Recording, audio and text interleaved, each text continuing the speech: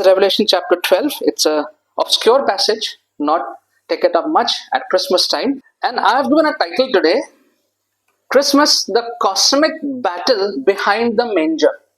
Christmas, the cosmic battle behind the manger.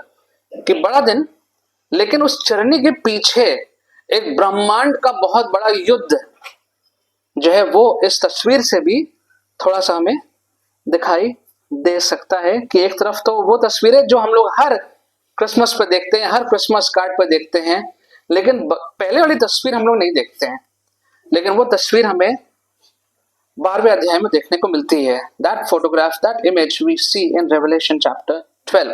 So when we think of Christmas, what do we think of when we think of Christmas? जब बड़े दिन के बारे में सोचते हैं तो हमारे दिमाग में दिल में कौन से विचार आते हैं? We imagine a peaceful night in Bethlehem.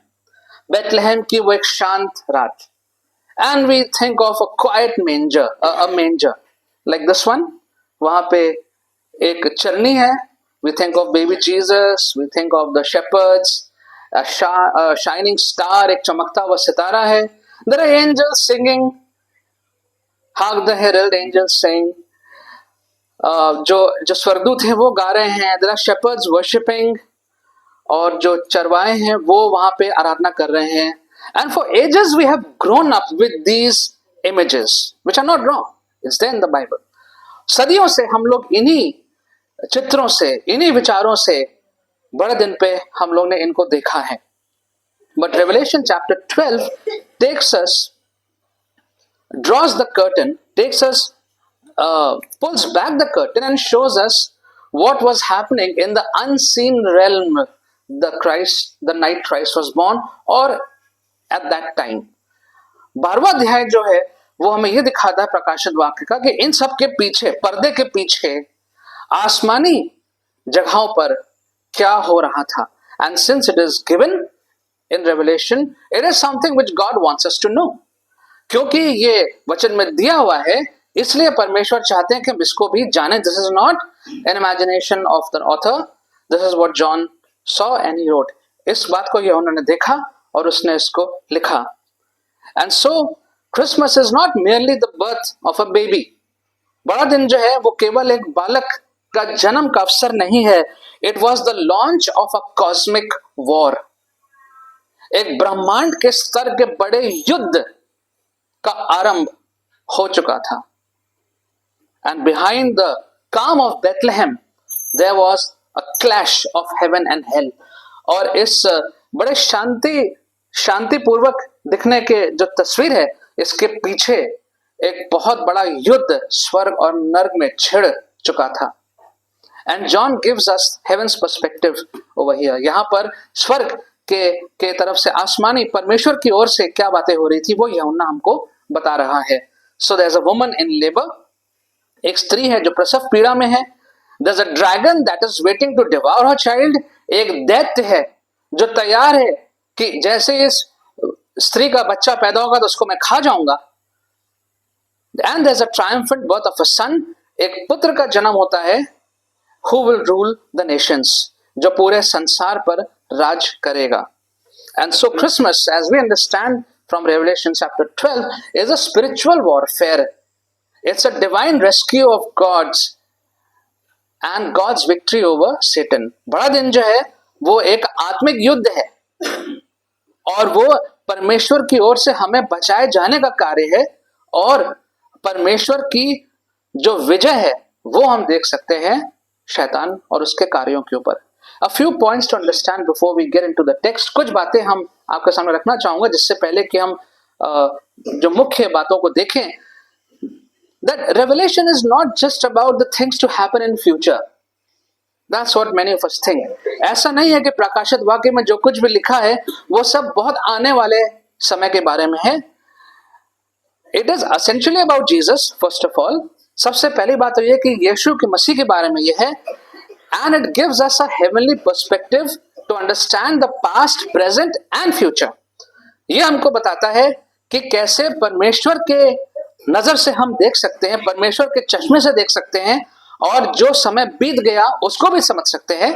जो आज हमारा समय वर्तमान है उसको भी हम समझ सकते हैं और जो आने वाला समय है उसको भी हम समझ सकते हैं। And as we read chapter 12, we understand that it has a retrospective effect. Chapter 12 has a in fact, the whole of Bible has a retrospective effect. जब हम वचन को पढ़ते हैं, प्रकाशित वाक्य को पढ़ते हैं, पूर्व वचन को पढ़ते हैं, तो हम देखते हैं कि एक पूर्व प्रभावी बात यहां पे है, which means that whatever happened in the Old Testament, whatever happened at the time of Jesus, it's not just history. Its effect, its influence is there today in our lives in some way or the other. जो कुछ भी वचन में लिखा है, चाहे वो जब भी हुआ हो, जितने सालों वर्ष पहले हुआ हो, उसका असर हमारे जीवन पे आज भी पड़ता है. The birth of Christ also, even though it happened 2000 years ago, has an impact in our lives. And so the birth of Christ that happened 2000 years ago and the cosmic war that is mentioned, it all affects us today in some way or the other. ये जो ब्रह्मांड का युद्ध की बात यहाँ पे हो रही है, यीशु मसीह के जन्म की बात हो रही है, इन सब से हमारे जीवन पे कहीं ना कहीं असर पड़ता है. And therefore we need to know what it is all about. हमें इसको समझने की आवश्यकता है. Therefore, as we celebrate Christmas and remember the birth of Christ with the help of the gospel accounts, we must also understand what was happening in the heavenly realms. जब हम gospels को पढ़ते हैं, सुसमाचार को पढ़ते हैं और देखते हैं कि यहाँ पृथ्वी पर क्या हो रहा था, साथ ही साथ में हम ये भी थोड़ा सा ध्यान करें कि आसमान में, आकाश में, परमेश्वर के स्थानों में क्या हो रहा था. And lastly, don't be worried about the dates and times. समय के बारे में चिंता मत करिए कि पहले हुआ था कि बाद में हुआ था, कि Satan was there in Genesis also, he was there in Job also. Don't worry about the dates and times at this point. समय के बारे में, तिथियों के बारे में परेशान मत होइए, because we human beings are the only ones who live in time zone. हम ही लोग जो है वो टाइम जोन में रहते हैं. There is no time zone for God. परमेश्वर के लिए कोई टाइम जोन नहीं है. We have a yesterday, today and tomorrow. There is no time zone for God. For God it is one and the same. परमेश्वर के लिए सब कुछ एक है. इसलिए हम समय की चिंता ना करें कि ये कब हुआ था, पहले हुआ था कि बाद में हुआ था. But the message is important. जो यहाँ पे संदेश मिल रहा है उस पर ध्यान देने की आवश्यकता है. So few points I want to bring before you as we try to understand this. And the first thing that we need to understand is that Christmas reveals physical and spiritual groaning. Christmas reveals, as per Revelation 12, a spiritual and physical groaning. Christmas जो है प्रकाशित वाक्य 12 के अनुसार हमें यह बताता है कि एक शारीरिक और आत्मिक कारखाना है मनुष्य जाति में. Verse 1 and 2 we see that John sees a woman who is clothed with the sun, and this woman is not Mary as many people would think. ये स्त्री जो है वो मरियम नहीं है. This woman represents the people of God. This woman represents the whole of Israel and the whole church. ये जो स्त्री है वो दर्शाती है, चिन्ह है इस बात का, पूरी कलीसिया का चिन्ह है और पूरे इज़राइल का प्रतिनिधित्व ये स्त्री करती है. ये स्त्री मरियम विशेष नहीं है. And Israel, who is the covenant community of God.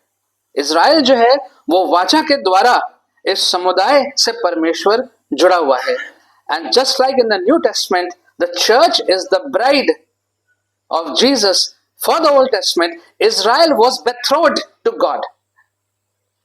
जैसे हम नए नियम में देखते हैं कि जो कलीसिया है वो एक प्रकार से यीशु की दुल्हन है, जैसा वचन में लिखा हुआ है, तो पुराने नियम में जो इज़राइल है वो भी परमेश्वर के साथ उसी बंधन में, उस प्रकार के बंधन में जुड़ा हुआ था.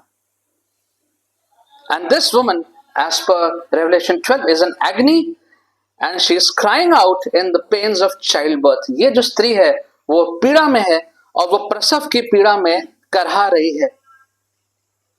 And so Christmas begins with humanity groaning. तकलीफ में है हमारा संसार, तकलीफ में है इज़राइल, तकलीफ में है कलीसिया. And it is longing for deliverance. जो कलीसिया है, जो समाज है, जो हमारा पूरा समुदाय है, वो इंतजार कर रहा है कि हमें कब छुटकारा मिलेगा. Israel was waiting. Israel was waiting all those years, and unfortunately Jews are still waiting. जो यहूदी लोग हैं वो तो आज भी इंतजार कर रहे हैं कि उन्हें कौन छुड़ाएगा. And today we are waiting for the second coming of Christ. हम लोग भी जो है बहुत खुश नहीं है. We are also groaning, whether it is India, whether it is any part of the world. Christians are in trouble in some way or the other. So the whole humanity is groaning. हम तकलीफ में, हम कहरा रहे हैं.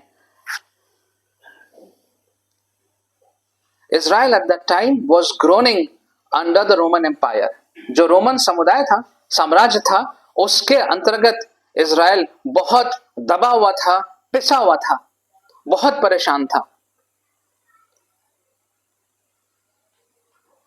And the world groans today also under sin, under darkness, wars, genocide, diseases, atrocities on children and so on. आज भी हमारा संसार जो है वो पिस रहा है, कहरा रहा है. किन बातों में पिस रहा और कहरा रहा है?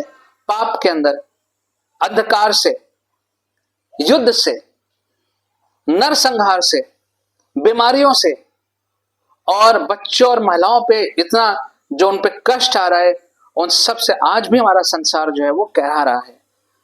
वेटिंग फॉर डिलीवरेंस, कि कौन छुड़ा सकता है? Who can deliver the world today?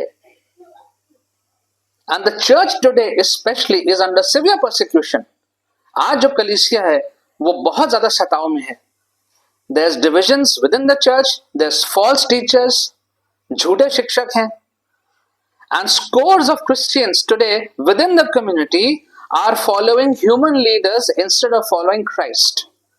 कलीसिया के अंदर, समुदाय के अंदर इतने लोग हैं जो अपने आप को मसीह बोलते हैं, लेकिन वो लोगों के पीछे चल रहे हैं, मसीह के पीछे नहीं चल रहे हैं. And we too groan for peace, forgiveness and meaning, stability and hope. That's the truth. हम भी व्यक्तिगत रूप से भी हम कहराते हैं, परेशान रहते हैं अक्सर क्षमा के लिए, कि हमारे जीवन में कुछ मतलब आए, जीवन में कुछ स्टेबिलिटी आए, कुछ आशा आए. And the manger, the Christmas, is God's answer to the world in pain. ये जो चित्र आप सीधे हाथ पे देख रहे हैं, जो चरनी है, यीशु मसीह जिसमें है, वो इस बात का उत्तर है. For all time's sake, for the ones who are in the past, the ones who are in the present, the ones who will come in the future, हर एक समय के लिए, for all nations, the manger is the answer to the groaning of the world. उस कहराने, उस पिसने, उस परेशानी से का जो उसका बाहर निकालने वाला जो रास्ता है, जरिया है, वो यीशु मसीह की चरनी है. Secondly, if you look from verses 3 and 4, we see that Christmas exposes the reality of evil. Christmas exposes the reality of evil. As per Revelation chapter 12, John sees a great red dragon, Satan, who is waiting to devour the child. शैतान जो कि इंतजार कर रहा था कि कब मसीहा जो आने वाला है उसको मैं खा जाऊं, उसको मैं नष्ट कर दूं. Now we see in the Bible at different times, different kings have tried to completely eradicate the Hebrew race, but they were not able to do so. पुराने नियम में देखते हैं, पुराने नियम में in Old Testament, for example, Pharaoh ordered the killing of all the babies, all the Hebrew babies. If all the Hebrew babies had died that day, there would be no Israel. But God didn't let that happen. Then if we come to the New Testament, we see Herod. He ordered the killing of all the male Hebrew babies. उसने भी ये आदेश दिया कि सारे बालक, बच्चों को, लड़कों को जान से मार दिया जाए. Hitler tried the same. Hitler ने भी यही किया. Tried to eradicate the Jewish race. And so this is a picture. It's only a picture, an imagery of the hostility that the world has towards Jesus. The world and the worldly ways and the evil in the world is hostile to Jesus Christ. कहीं भी यीशु मसीह का जहां प्रचार होता है, जहां यीशु मसीह का नाम है, वहां उनके विरोध में आपको जरूर लोग मिलेंगे। शैतानी ताकतें, बुरी ताकतें, दुष्ट ताकतें आपको यीशु के विरोध में, यीशु के लोगों के विरोध में आपको हर जगह मिलेंगी। And there is hostility to Christ from the beginning. शुरुआत से आप देख लीजिए, right from the birth of Christ there is hostility. Right after the birth of Christ, when Herod gave the order, they had to flee to Egypt. उन्हें मिस्र देश भागना पड़ गया था यीशु को बचाने के लिए। It was all God's plan, God protected. And then when Jesus was being ready for ministry, there came the devil to tempt him, to test him, trying to destroy his ministry even before it could start. यीशु के सेवकाई शुरू होने से पहले ही शैतान चाहता था कि उसकी सेवा वहीं खत्म हो जाए। And so Christmas is not merely sentimental. Christmas is a warfare. And we need to grow up spiritually to understand this aspect also. हमें आवश्यकता है कि ये जो युद्ध वाला भाग है उसको समझने के लिए आत्मिक रूप से हम थोड़ा और पक्के बने। Otherwise Christmas would be just Christmas trees, Christmas cakes, bells, songs, gifts, holidays and Santa Claus. नहीं तो जो क्रिसमस है वो केवल क्रिसमस की पार्टियां और क्रिसमस ट्री और केक और गाने और सेंटा क्लॉज में घूमते ही खत्म हो जाएगा, जैसा कि इतने सालों से, बरसों से होता आया है। And while people are enjoying Christmas in this manner, in holidaying and partying and Christmas gifts and cakes and trees, the dragon still rages. That's what Revelation 12 is saying. जब यहाँ पे लोग आराम से बड़े दिन को इस प्रकार से मना रहे हैं, पार्टियों में, खानों में, क्रिसमस केक में, गानों में, सेंटा क्लॉज में, और उस दौरान जो ये दैत्य है वो अभी भी अपना काम कर रहा है। He is against families, he is against the church, he is against the gospel, he is against faith, he is against any and everything that bears the image of Christ. कोई भी चीज, परिवार, मसीह की कलीसिया, मसीह के लोग, विश्वास, प्रचार का कार्य, किसी भी बात पे जिस पे मसीह की छाप लगी है उसके विरोध में शैतान और उसकी ताकतें खड़ी हैं। It's not a myth, it's not imagination, it is real. ये हमारे वहम नहीं है, ये हमारी कल्पना नहीं है, ये सच है। But Revelation reminds us that Satan is a defeated enemy. Please underline that in your minds. Satan is a defeated enemy and he is only trying to resist his inevitable destruction. हारा हुआ व्यक्ति है। He is lost completely. He lost completely on the cross of Calvary. When Jesus was crucified, Satan lost it completely. जब यीशु मसीह क्रूस पर मरे और जी उठे, शैतान पूर्ण रूप से हार चुका है। He is taking his last breath. अपनी आखिरी सांसें ले रहा है और आखिरी सांस में जितना भी वो कर पा रहा है कर रहा है, but very very limited. God has him in control. परमेश्वर का पूरा नियंत्रण उसके ऊपर है। Moving on, Christmas announces the victory of the Messiah. जो बड़ा दिन हम मनाते हैं, if you look at verse 5 says over here, she gave birth to a son, a male child, who will rule all the nations with an iron scepter, and her child was snatched up to God and to his throne. Hindi में पढ़ दीजिए 5वां पद। उसने बेटा जनी जो लोहे का दंड लिए हुए सब जातियों पर राज करने पर था, और उसका बच्चा एकाएक परमेश्वर के पास और उसके सिंहासन के पास उठा कर पहुंचा दिया गया। Which simply means ruling with an iron scepter. It's symbolic. एक लोहे के किसके साथ? छड़ी, लोहे की छड़ी, like an iron scepter, shows authority and power. पूरे अधिकार के साथ ये जो बच्चा जो इसमें छोटा सा दिख रहा है, ये बच्चा प्रभु यीशु मसीह के पास अधिकार दिया गया पूरे पृथ्वी पर, ब्रह्मांड पर राज करने का. And he was taken up to heaven. This was plan, a heavenly plan, God's plan. And so he rules. Today he rules. No matter what happens on the earth, no matter what are the statistics, but he rules. परमेश्वर का राज स्थापित है और यीशु मसीह आज अपने राज कर रहा है. So Revelation 12 shows us that he is destined to rule all the nations. सारे राज्यों में, सारे देशों में वो राज करेगा. From the manger to the cross, to the empty tomb, the child has conquered. उस चरनी से क्रूस तक, क्रूस से वो कब्र जो खाली मिली, इस छोटे बच्चे ने सब चीज पर विजय प्राप्त कर चुका है. He has conquered sin through his sacrifice. उसने पाप पे विजय प्राप्त कर ली है अपना बलिदान देके. He has conquered death through his resurrection. उसने मृत्यु पर विजय प्राप्त कर ली है पुनरुत्थान के द्वारा.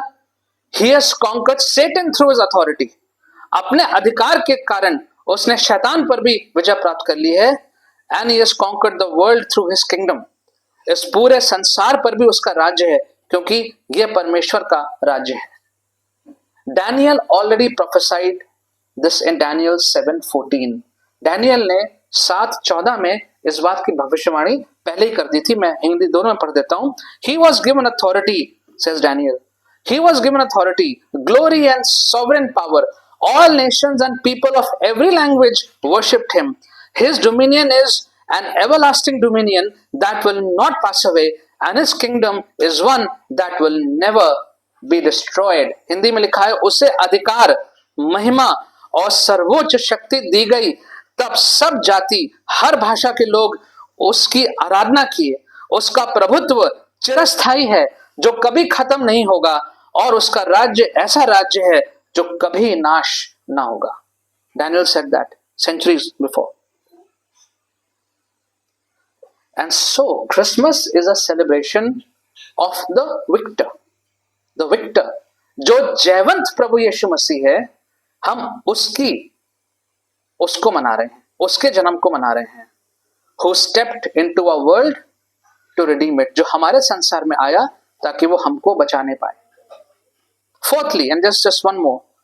Fourthly, चौथी बात जो हम यहाँ पे देख सकते हैं प्रकाशित वाक्य 12 में, वो ये that Christmas secures our position, our purpose in Christ. जब हम बड़े दिन के बारे में सोचते हैं, देखते हैं, तो हमारा जो स्थान है, हमारी सुरक्षा और हमारा लक्ष्य, उन दोनों चीजों को हम बड़े दिन में हम पूरा होते हुए देखते हैं. Christmas gives direction to our lives. Christmas shows that we are protected and we have a purpose. बड़ा दिन हमें यह दिखाता है कि हमारे जीवन का कोई लक्ष्य है, और यह दिखाता है कि परमेश्वर स्वयं अपने लोगों की रक्षा करता है. The woman flees to a place prepared by God. वो जो स्त्री थी यहां पर 12वें अध्याय में, वो एक जगह चली जाती है जो परमेश्वर ने तैयार करी थी ताकि उसकी रक्षा हो सके. And so God is there to protect us. God protected Israel. God protected his son. God has protected his church throughout. And God is here to protect you and me also. परमेश्वर ने Israel को बचाया, आज तक बचा के रखा है, till today.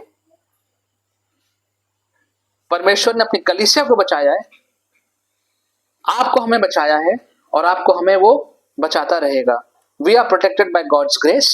उसके अनुग्रह से हम बचे हुए हैं. We are strengthened by the blood of the lamb. मेमने के लहू से हम बचे हुए हैं. And we live in confidence because Satan's time is over. It's short. बहुत कम समय. It's a very short leash. Satan is on a very short leash. बहुत छोटे से रस्सी से बंधा हुआ है वो. He has no power to touch you. उसके पास कोई ताकत नहीं है, सामर्थ नहीं है कि वो आपको छू भी नहीं सकता. And Christmas means God for us. बड़े दिन का मतलब है परमेश्वर जो कि हमारे लिए है।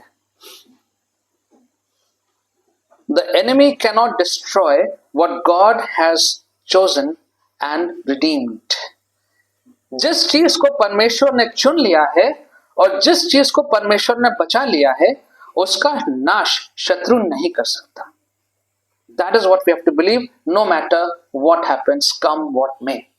चाहे जो हो जाए, शत्रु हमारा नाश नहीं कर सकता। क्यों? क्योंकि परमेश्वर ने हमें चुन लिया है और हमको बचा लिया है। Finally, fifthly and finally, Christmas calls the church to spiritual vigilance. Christmas हमें यह भी संदेश देता है कि जो कलीसिया है वो जागती रहे और जागरूक रहे आत्मिक रीति से। 13 to 17, if you see in Revelation 12, the dragon continues to make war against her offsprings. जो इज़राइल के बाद जो लोग आए हैं, and today we are also sons and daughters of Christ as per the Bible. We are also heirs of Christ Jesus. परमेश्वर आज भी, क्षमा कीजिएगा, शैतान आज भी परमेश्वर की संतान, परमेश्वर के लोगों के विरोध में कुछ ना कुछ करता रहता है। He continues to make war against those who keep God's commandments. He does not worry at all about those who are living a pagan life. Their end is near anyways. जो लोग प्रभु के मार्ग पे नहीं चल रहे हैं, उनकी चिंता नहीं है उसको। लेकिन जो लोग परमेश्वर के मार्ग पे चलना चाहते हैं, चल रहे हैं, आज्ञा का पालन कर रहे हैं, उनके विरोध में वो रहता है। And so Christmas is a call. ये एक बुलाहट है to stand firm. स्थिर रहें. Resist the enemy. The New Testament is clear. Your enemy prowls around like a roaring lion, looking for someone to devour. भूखे सिंह के समान वो घूम रहा है कि ढूंढ ले किसको वो खा जाए। Hold on to the testimony of Jesus. यीशु ने जो किया, जो कहा, उसको हम संभाल के रखें। Walk in holiness, a call to walk in holiness, कि परमेश्वर के बताए हुए रास्ते पे हम चलें, and live as citizens of heaven, not citizens of the earth. The Bible says we are citizens of heaven. हमारी नागरिकता स्वर्ग की है, तो स्वर्ग की नागरिकता के जो नियम है उसके अनुसार जीवन को व्यतीत करें। The battle still rages, but Christ has already secured the victory. जो युद्ध है वो अभी भी चालू है। The spiritual battle is on. Paul says in Ephesians, put on the full armor of God. पौलुस ने कहा इफिसियों में, परमेश्वर का सारा क्या बांध लो? सारे हथियार बांध लो। Don't take it lightly. He's a defeated foe, but still on the move. हारा हुआ है, फिर भी कुछ कुछ करता रहता है। So let me conclude this. We understand the reality of spiritual war. कि आत्मिक युद्ध जो है वो वास्तव में होता है। The battle isn't just physical but cosmic. ये जो युद्ध है वो केवल आमने सामने का युद्ध नहीं है। Maybe we will not staying in this part of the town and maybe in the city. Maybe when we may never have to face any face to face persecution or attack. हो सकता है कि आमने सामने हमें कोई ऐसा स्थिति ना आए, but cosmically there is a war. There is a war. ब्रह्मांड की दृष्टि से देखें तो युद्ध चालू है। Christ definitive victory. We must believe that Christ's victory is definitive. Satan has been defeated at the cross, though his influence still remains here and there. क्रूस पर वो हारा हुआ है, लेकिन उसका असर कुछ कुछ इधर उधर बचा हुआ है। And we also need to understand the believer's role. कि we overcome by relying on Christ's sacrifice. How do we overcome this whole big challenge? by relying on Christ. यीशु मसीह पर आधारित होके, निर्भर होके हम आगे बढ़ सकते हैं. There's also hope in persecution. Lastly, कि जो भी सताव है, जिस भी स्तर पे है, कुछ जगहों पे ज्यादा है, कुछ जगहों पे कम है, लेकिन हर सताव में एक आशा है. God provides a place of relief and refuge. The Lord took that woman into a wilderness, but the wilderness is not a wasteland. Is not a wasteland. God provides. We have been seeing that in all our sermons of Old Testament, somewhere or the other, while the Israelites were in the wilderness, God was providing.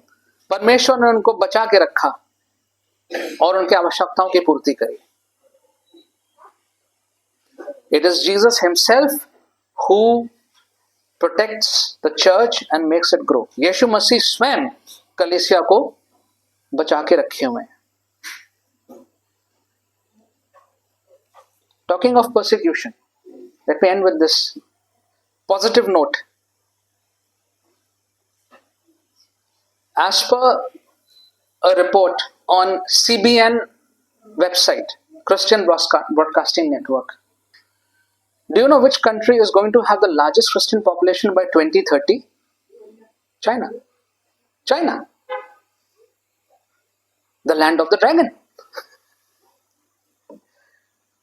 The land where there is stiff resistance. The land where, as of today, you can't decide which church you have to go. The government will decide which church you will go. आज की परिस्थिति ये है. But China has been growing and growing and growing. Nepal, for years and years, the monarchy had a very stiff resistance to Christianity. Nepal में आप देखिए, हमारा पड़ोसी देश है, वो भी सालों तक जो मोनार्की थी, जो पूरा राजसी परिवार था, उन्होंने मसीहत को बिल्कुल भी बढ़ने नहीं दिया. But today, if you are aware of Nepal, the churches are growing in Nepal. God's work, God's people, God's kingdom cannot be stopped. परमेश्वर का कार्य कोई नहीं रोक सकता है. Yes, there is a war as per Revelation chapter 12, and it looks scary, but the good news is God is the victor, Jesus is the victor, and as we celebrate Christmas, we keep these things in mind. जब हम बड़े दिन को मनाते हैं तो इन सब बातों को ध्यान में रखें. It's not just the Christmas tree and the bells and the gifts and the cakes and cookies or Santa Claus. It's this. It's this what God has overcome and He has told us. उसने हमें बताया भी है और बहुत अच्छे से बताया है. But we need to be mature and make sure that we understand it in totality. पूर्ण रूप से हम इसको समझें और इस चीज को देखें कि हमारा जो त्योहार है, जो मनाना है, वो सिर्फ इन्हीं छोटी मोटी चीजों पे इर्द गिर्द ना घूमे, लेकिन परमेश्वर की जो बड़ी योजना है उसको हम समझें और उसमें भागी बने. Let's pray.